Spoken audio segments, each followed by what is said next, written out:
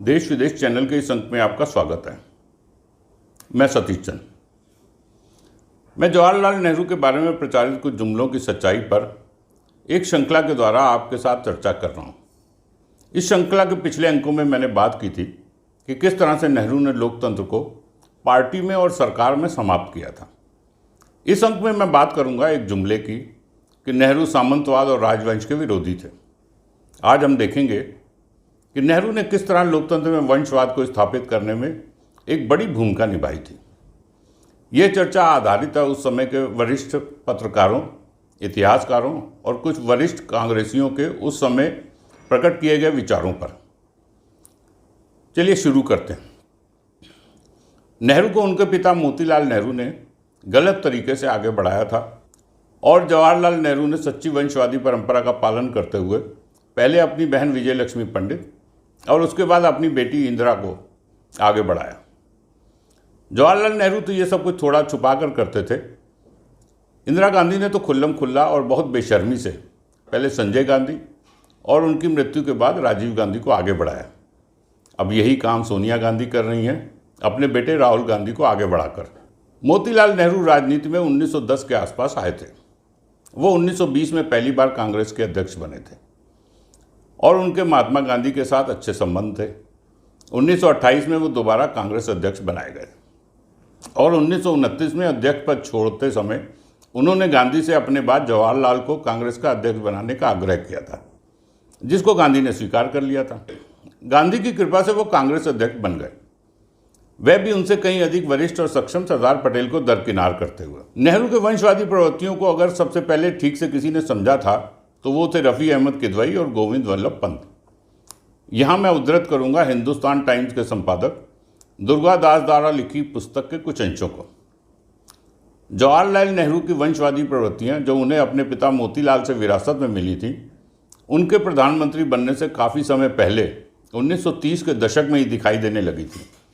वर्ष 1937 के चुनावों के बाद जब यूपी में मंत्रिमंडल का गठन किया जा रहा था तो गोविंद वल्लभ पंत जो मुख्यमंत्री बने और रफ़ी अहमद किदवई ने नेहरू से श्रीमती विजय लक्ष्मी पंडित जो नेहरू की बहन थी को मंत्रिमंडल में शामिल करने का प्रस्ताव रखा, जिसे नेहरू ने बड़ी सहजता के साथ स्वीकार कर लिया। आखिर किदवई और पंत ने ऐसा क्यों किया? इसलिए नहीं कि वो विजय लक्ष्मी को इस पद के लिए योग्य मानते थे, बल्कि इसलिए क्योंकि उन्हें इस बात की उम्मीद थी कि ऐसा करने के चलते उन्हें नेहरू का वरद हस्त मिला रहे और उन्हें आशा थी कि वे खुद को नेहरू के अनावश्यक हस्तक्षेप से बचाने में कामयाब रहेंगे। ये थे विचार दुर्गादास जी के। मैं यहाँ विजय लक्ष्मी पंडित से जुड़ी उस समय की दो और घटनाओं का जिक्र करूँगा। पहली घटना है जब नेहरू 1946 में अंतरिम सरकार के मुखिया थे। स्टैनली वालपोर्ट ने अपनी पुस्तक नेहरू ए ट्रिस्ट विद डेस्टिनी में लिखा है, अंतरिम सरकार में शामिल लियाकत अली खां और नेहरू उस समय लगभग झगड़े की स्थिति में पहुंच गए थे जब नेहरू ने मास्को में भारत के प्रथम राजदूत के रूप में अपनी बहन विजय लक्ष्मी पंडित का नाम प्रस्तावित किया। लियाकत अली खां ऐसे निरंकुश वंशवाद से बहुत अधिक नाराज हुए, लेकिन उनके विरोध से किसी के कानों पे जू तक नहीं रेंगे।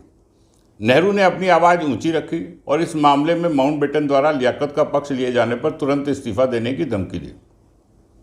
ये थे विचार वालपोर्ट के। बावजूद लियाकत के विरोध के उन्होंने अपनी बहन को राजदूत बनाकर ही दम लिया। और दूसरी घटना का जिक्र एस निजलिंगप्पा ने अपनी पुस्तक माई लाइफ एंड पॉलिटिक्स में किया है। तब का एक और मामला याद आता है जब डॉक्टर एस राधाकृष्णन देश के राष्ट्रपति थे। मैं जब भी दिल्ली में होता उनसे मुलाकात करने जरूर जाता और वो मेरे साथ अपनी बातचीत में, जैसा कि मुझे लगता है, काफ़ी दोस्ताना और खुले रहते थे। एक दिन जब मैं उनके पास पहुंचा तो उन्होंने मुझसे कहा, निजलिंगप्पा, आज मैंने अपने अधिकारों का प्रयोग किया। आप जानते हैं क्यों? उन्होंने आगे कहा, पंडित नेहरू मेरे पास आते हैं और मुझसे चाहते हैं कि मैं उनकी बहन विजय लक्ष्मी पंडित को भारत का उपराष्ट्रपति बना दूं। मुझे उनसे कहना पड़ा, आप भारत के प्रधानमंत्री हैं, आपकी बेटी भारतीय राष्ट्रीय कांग्रेस की अध्यक्ष है और आप चाहते हैं कि आपकी बहन उपराष्ट्रपति बन जाए। लोग क्या कहेंगे? मैं ऐसा नहीं कर सकता। मैंने अपने अधिकारों का इस्तेमाल किया और उन्हें वापस भेज दिया। मुझे ऐसा लगता है कि नेहरू ने अपनी बहन को इस पद को देने का वायदा किया था और जब वो पद उन्हें नहीं मिला तो वो अपने भाई से बेहद नाराज हुए।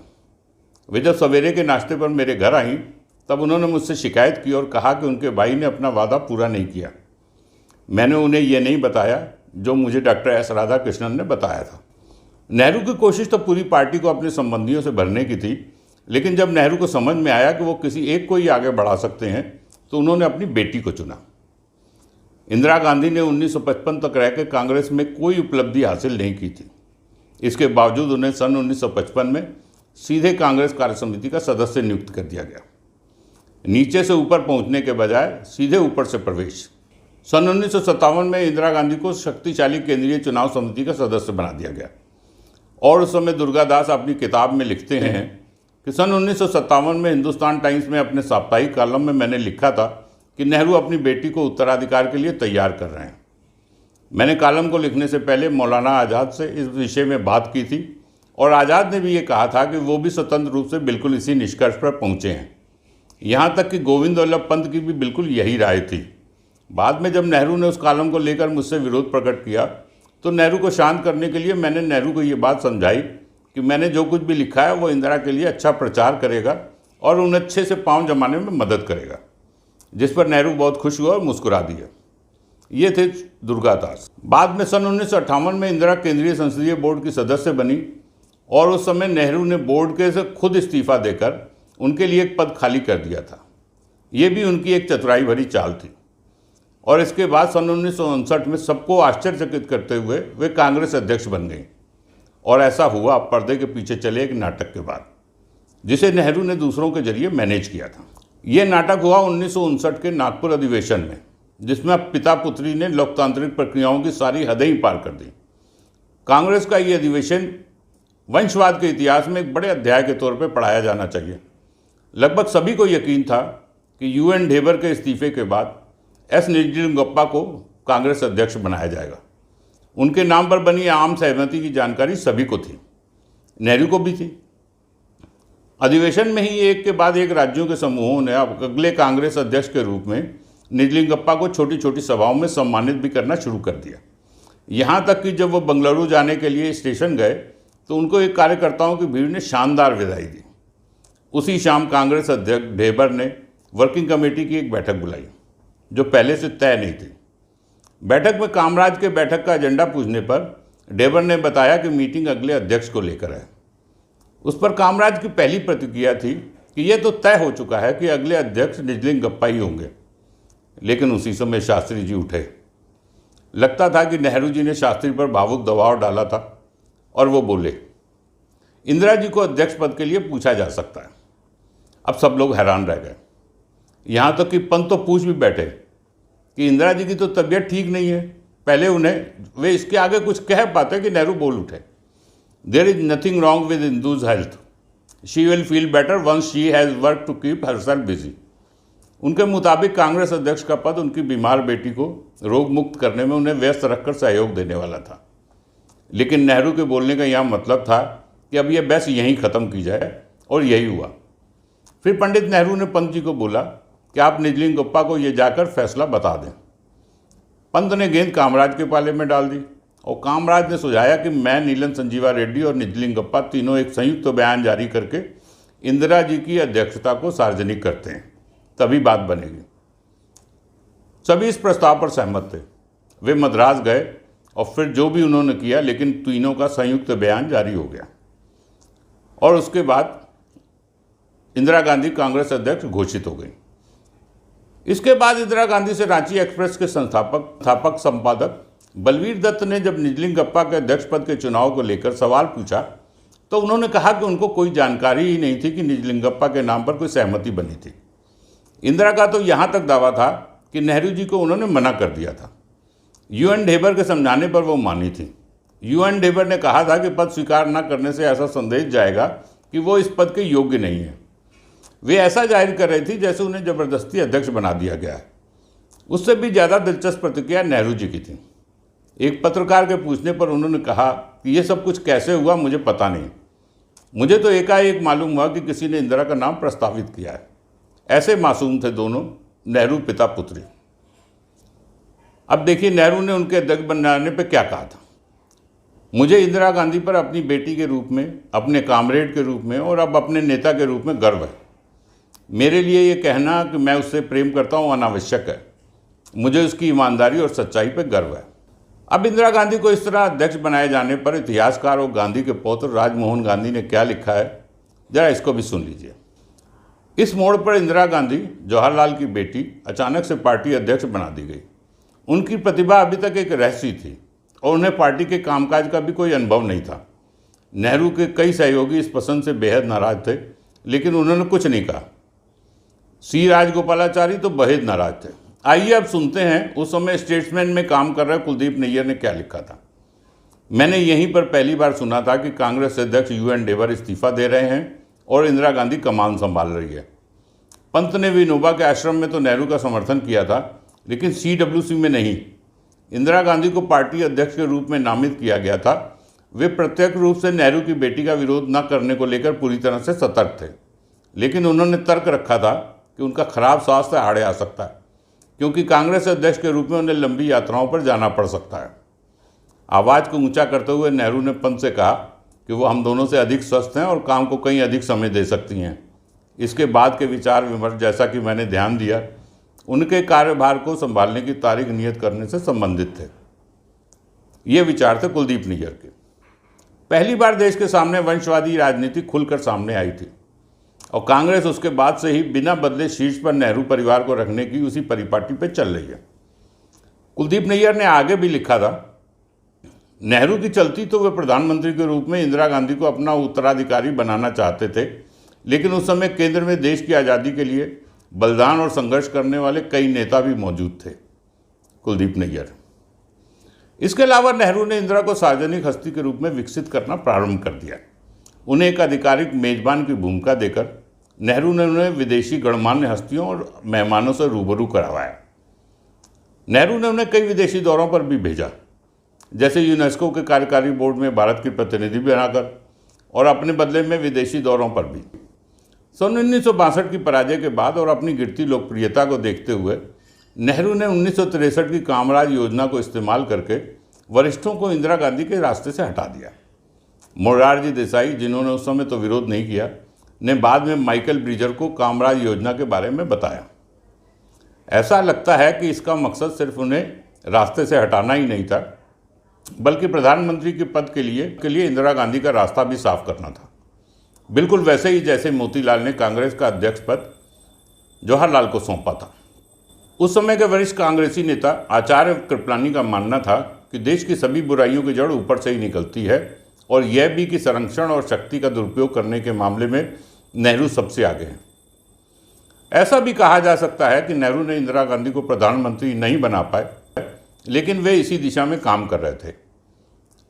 हालांकि वे अपनी इच्छा के पूरा होने से पहले ही गुजर गए, लेकिन मरने से पहले ही वो जमीनी काम पूरा कर चुके थे, एक बार कांग्रेस अध्यक्ष बनाकर और दूसरे कामराज योजना लागू करके। कुलदीप नैय्यर लिखते हैं, मैंने एक दिन शास्त्री जी से पूछने की धृष्टता की, आपके ख्याल से नेहरू के मन में अपने उत्तराधिकारी के रूप में कौन बसा है? उन्होंने जवाब दिया, उनके दिल में तो उनकी बेटी बसी है। इसी तरह से एस निजलिंगप्पा ने 15 जुलाई 1959 को अपनी डायरी में लिखा था, नेहरू हमेशा से ही निश्चित रूप से और बड़ी शांति के साथ उन्हें प्रधानमंत्री पद के लिए तैयार कर रहे हैं। कुलदीप नैय्यर ने अपने एक लेख में एस निजलिंगप्पा की डायरी में 15 जुलाई 1959 को जो लिखा था उसको उद्धृत किया था। नेहरू हमेशा से ही निश्चित रूप से और बड़ी शांति के साथ इंदिरा गांधी को प्रधानमंत्री पद के लिए तैयार कर रहे हैं। कुलदीप नैय्यर।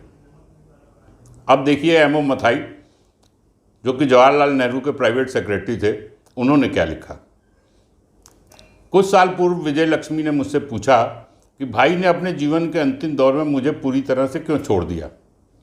मैंने उस समय उस सवाल का जवाब देना मुनासिब नहीं समझा और विषय को बदलने में कामयाब रहा। मैं इस अध्याय में पहले इसका कारण बता चुका हूँ। इसका दूसरा भाग यह है कि नेहरू अपनी बेटी को, जो अभी काफ़ी युवा थी, के लिए एक और प्रतिनिधि खड़ा नहीं करना चाहते थे। नेहरू ने वंशवादी लोकतंत्र की नींव रखी और उसी समय पर सरदार पटेल के साथ अगर उनकी तुलना की जाए तो सरदार पटेल के साथ उनकी बेटी मणिबेन दिल्ली में ही रहती थी, वह भी उनकी देखभाल के लिए। उन्होंने कभी अपने पिता का अनावश्यक लाभ लेने की कोशिश नहीं की, जबकि पटेल की बेटी मणिबेन ने स्वतंत्रता के आंदोलनों में पटेल के कंधे से कंधा मिलाकर साथ दिया था और कई बार वो जेल भी गई थी। लेकिन सरदार पटेल ने भी कभी उनको पार्टी में आगे बढ़ाने की कोशिश नहीं की। कार्य समिति का सदस्य बनने में उन्हें 30 साल लगे थे। सरदार पटेल ने अपने बेटे को दिल्ली आने नहीं दिया ताकि उन पर परिवारवाद का आरोप न लगे। जब 1950 में वो बीमार हुए तो उनको देखने के लिए उनका बेटा हॉस्पिटल में पहुंचा तो उन्होंने कहा था, तुम मेरे साथ अधिक दिन रहे तो लोग तुमसे अपना काम करवाने के लिए मुझ संपर्क करेंगे। मैं ऐसा नहीं चाहता। और यहाँ इंदिरा गांधी को देख लीजिए कि बगैर कुछ किए ही कार्य समिति के सदस्य 1955 में, चुनाव समिति के सदस्य 1957 में और संसदीय बोर्ड के सदस्य 1958 में और कांग्रेस अध्यक्ष 1959 में बन गई। सामंतिक मानसिकता वाले भारत पर लोकतंत्र के वंशवादी लोकतंत्र में बदल जाने की पूरी संभावना रहती है जब तक कि वो नेता जो इसके प्रति समर्पित हैं खुद को ऐसा सुनिश्चित करने के लिए समर्पित नहीं करते। वे भी खुद एक उदाहरण स्थापित करके और उचित व्यवस्था को लागू करके। नेहरूओं ने इसका बिल्कुल उल्टा किया। नेहरू द्वारा शुरू की गई और बाद में सर्वमान होती वंशवादी राजनीति तथा जिसे उनकी बेटी ने और अधिक बेशर्मी से परवान चढ़ाया है, और इस समय सोनिया गांधी उसी पार्टी में राहुल गांधी को आगे बढ़ाने का काम कर रही हैं।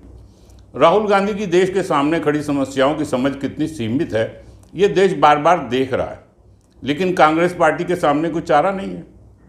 परिवार की पार्टी पर पकड़ इतनी ज़बरदस्त है कि उनकी मर्जी के बिना कुछ हो नहीं सकता।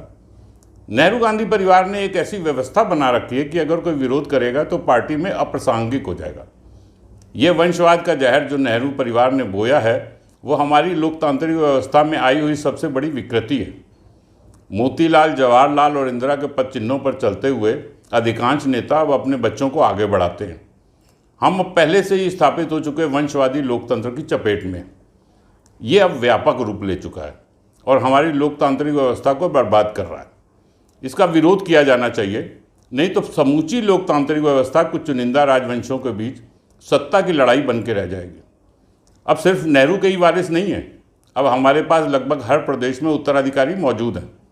जम्मू कश्मीर में अब्दुल्ला और उनके बेटे और मुफ्ती की बेटी, उत्तर प्रदेश में मुलायम सिंह यादव, उनके बेटे और परिवार, पंजाब में बादल और उनके बेटे, हरियाणा में चौटाला और उनके बेटे, हुड्डा और उनके बेटे, बिहार में लालू राबड़ी और उनके परिवार और बेटे, महाराष्ट्र में शरद पवार और उनकी बेटी तथा भतीजा, ठाकरे और उनके बेटे व भतीजे, आंध्र प्रदेश में वाईएसआर का परिवार, तेलंगाना में केसीआर का परिवार, तमिलनाडु में करुणानिधि और उनके बेटे और कई अन्य राजनेताओं के जीवन साथी, बेटे बेटियों तथा अन्य रिश्तेदार और कई निर्वाचन क्षेत्र अब निजी जागीर है।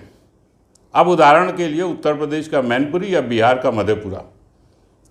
ये तो अमेठी में राहुल गांधी की हार ने एक आशा की किरण जगाई है कि जनता वंशवाद के अलावा उम्मीदवार को काम के आधार पर वोट करने को तैयार है।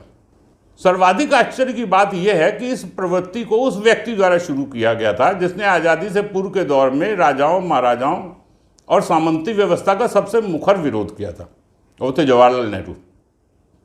वंशवादी लोकतंत्र नेहरू राजवंश के सबसे बड़े अपराधों में से एक कि उन्होंने वंशवादी राजनीति से अपराध बोध और शर्म को बाहर कर दिया है और अपने उदाहरण के जरिए दूसरों को ऐसा करने के लिए प्रेरित किया है। वंशवादी लोकतंत्र सिर्फ इसलिए ही बुरा नहीं है कि हम अनुचित लाभ लेने को गलत मानते हैं, बल्कि ये इसलिए भी बुरा है क्योंकि इसका नतीजा योग्यता से समझौता होता है। एक वंशवादी प्रक्रिया से सामने आने वाले नेतृत्व की गुणवत्ता वास्तव में कभी अच्छी नहीं हो सकती। प्रमाण के लिए राज्य या केंद्र में राजवंशों के दबदबे वाले नेतृत्व की क्वालिटी देखिए। कई तो ऐसे हैं कि अगर आपके पास वो अपना बायोडाटा लेकर आ जाए तो आप उनको चपरासी की भी नौकरी पे ना रखें। ये गुणवत्ता पीढ़ी दर पीढ़ी और बदतर होती गई है। उदाहरण के लिए नेहरू से गिर के राहुल गांधी तक आते आते देश ने देखा है कि किस तरह से योग्यता का क्षरण हुआ है। हम लोगों के सामने स्पष्ट उदाहरण है नरेंद्र मोदी के रूप में एक प्रधानमंत्री जो अपनी योग्यता से ऊपर तक आया और दूसरा व्यक्ति जो कि वंशवाद की देन है और प्रधानमंत्री पद का दावेदार माना जाता है। दोनों की योग्यता में फ़र्क साफ दिखता है। वंशवाद से आए हुए राजनीतिक जमीनी हकीकतों से कटे हुए होते हैं। उन्होंने सत्ता की जोड़ तोड़ और भ्रष्टाचारी विरासत में पाया होता है। नैतिक मूल्यों को ताक पर रखकर जिस तरह से उनके माँ या पिता ने जिस तरह की राजनीति की होती है, बड़ी बेशर्मी से वही करते हैं। ओडिशा के मुख्यमंत्री नवीन पटनायक वंशवादी लोकतंत्र में एक अपवाद हैं। लोगों ने उनका चुना तो उनके पिता के कारण, लेकिन उन्होंने भ्रष्टाचार रहित साफ सुथरी सरकार दी। उन्होंने बचपन से ही अपने पिता के मूल्यों पर आधारित राजनीति देखी थी और उन्होंने उसी को अपनाया। वैसे संतोष की बात यह है कि भारत में लोकतंत्र अब धीरे धीरे परिपक्व हो चला है और जनता धीरे धीरे वंशवाद की राजनीति से बाहर आ रही है। मुझे भविष्य में मुलायम यादव और लालू यादव के वंश का राजनीति में सीमित प्रभाव रह जाना समझ आ रहा है। नेहरू गांधी परिवार अगर कोई योग्य व्यक्ति को सामने आने से इसी तरह से रोकता रहा तो कांग्रेस भी चुनावी राजनीति में इसी तरह से पिछड़ती ही रहेगी। वंशवादी लोकतंत्र के कुछ किले अभी भी तनकर खड़े हैं, जिनमें तेलंगाना की वीआरएस, आंध्रा की वाईएसआर की पार्टी और तमिलनाडु में डीएमके। बंगाल में ममता भी अपनी पार्टी को वंशवादी लोकतंत्र के मॉडल पर चलाना चाहती है और जनता कहाँ तक उनको समर्थन देखती है, ये देखने वाली बात है। मुझे आशा है कि वंशवादी राजनीति जो अब धीरे धीरे राष्ट्रीय स्तर से प्रादेशिक स्तर पर सिमट गई है, धीरे धीरे वे वहाँ से भी समाप्त हो जाएगी। आज के अंक में इतना ही। अब अगले अंक में मिलेंगे किसी और विषय के साथ। तब तक के लिए मुझे आज्ञा दीजिए। आपको ये अंक कैसा लगा कृपया कमेंट अवश्य करें। आप अगर अच्छा लगा हो तो आप इसको लाइक करें और शेयर करें। आपसे अनुरोध है कि आप इस चैनल को सब्सक्राइब जरूर करें। धन्यवाद।